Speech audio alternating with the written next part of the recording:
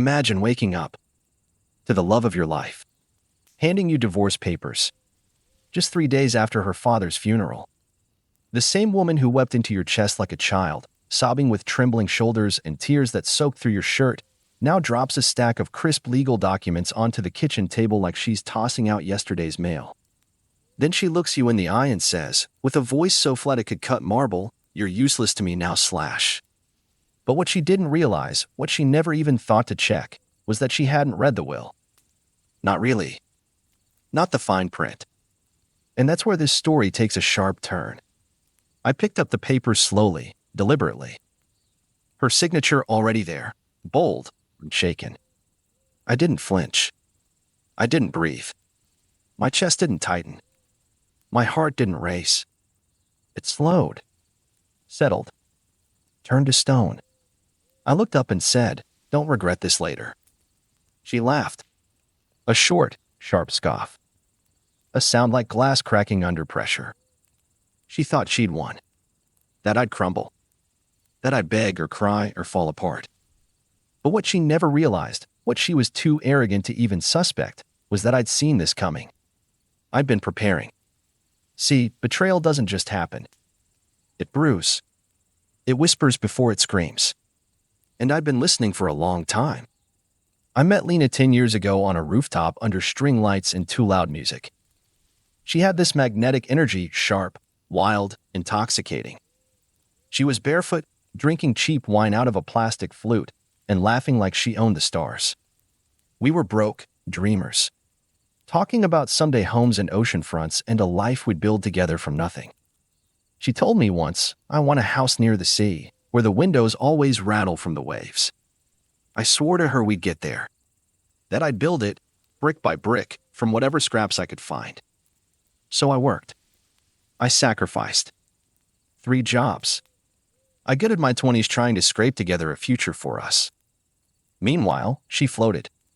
Jumped from hobby to hobby, an unfinished novel, a photography phase, a failed fashion startup. I didn't care. I believed in her. Or maybe I just loved the idea of who she could become. Then came Franklin. Her father. A man wrapped in Armani suits and condescension. Old money in every wrinkle of his tailored life. He was the kind of man who judged with silence, who dismissed with a glance. The first time we met, his handshake lasted half a second. His expression said everything. You are beneath her. He never said it outright. Men like him never do. But when Lena told him we were getting married, he didn't hide it. Said I'd drain her dry. Said I'd waste her youth. That she needed someone who could match her family's name, not anchor it. I wasn't offended. I was motivated. I started working harder. I built a business from nothing, brick by digital brick, until my name was on something other than a lease agreement. Slowly, Franklin noticed. He started inviting me to his office downtown, not to chat, but to ask my opinion. Sometimes, during those meetings, there was a flicker.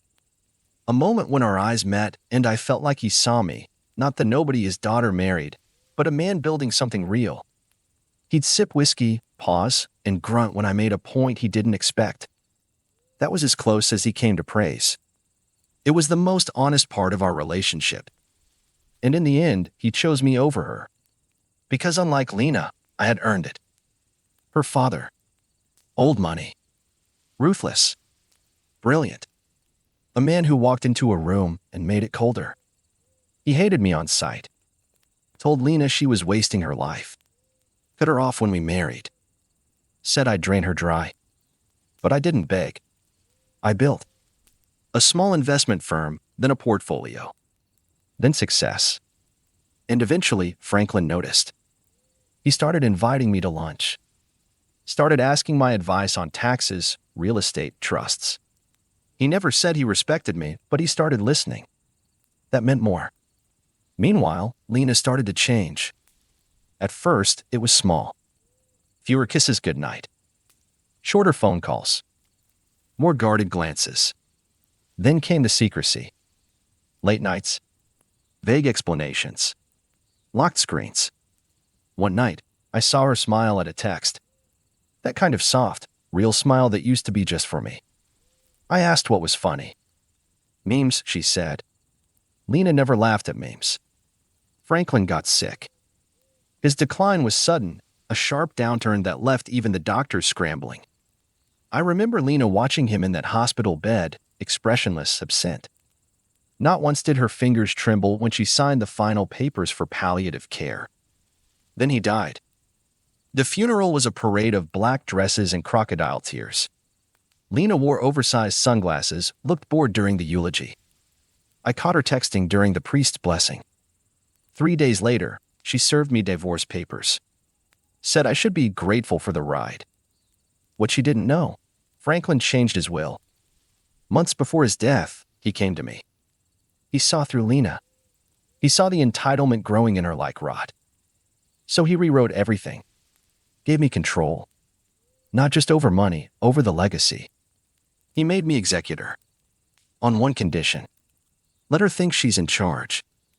That was the condition Franklin gave me. And in that moment, I understood exactly what he meant. Let her believe she's calling the shots, so that when the truth finally arrives, it hits her like a wave she never saw coming. Let her show who she really is. Then decide. So I played the part. The wounded husband. The discarded fool. Meanwhile, I documented everything. Texts, photos, bank logs. Her new man? Jordan. Flashy, broke, grinning like he won the lottery. They were planning this for months. I found it all on an iPad she forgot to log out of. Once the inheritance clears, he's gone. LOL? That's when something inside me turned.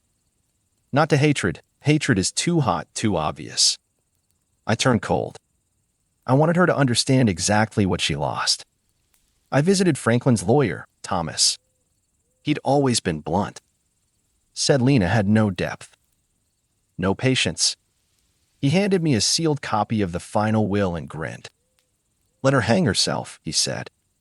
Turns out the entire estate, $379 million, was placed into a trust. Lena's inheritance was conditional. She had to remain faithful until the funds transferred. Divorce nullified it. The second she filed, she triggered the clause that froze everything. Unless I signed a waiver. And I wasn't signing a damn thing. Court day came.